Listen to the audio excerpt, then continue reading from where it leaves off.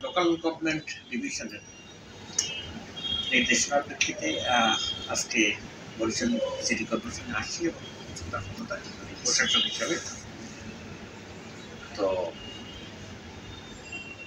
আমার দায়িত্ব হবে যে চলমান যে কাজগুলো, উন্নয়ন কাজগুলো আছে সেগুলো যথারীতি সেগুলো সম্পাদন করার ব্যবস্থা নেওয়া এবং প্রায়োরিটি বেসিস অগ্রাধিকার ভিত্তিতে যে কাজগুলো আছে আসবে, কারণ এখন বর্ষাকাল চলছে, বিভিন্ন রাস্তা তৈরি গেছে, সেগুলো নির্মাণ করতে হবে। এরকম অগ্রাধিকার ভিত্তিতে যে কাজগুলো আছে সেই কাজগুলো হাতে নেওয়া। কিছু কাজ আছে এখনো পেন্ডিং, ঠিকাদার নেই, এরকম কিছু জায়গা রয়েছে, সেই কাজগুলো কিভাবে দেখছেন? ঠিকাদার নেই অথচ কাজগুলো হাফ ডান হয়ে আছে, সেগুলো আইন মোতাবেক ব্যবস্থা গ্রহণ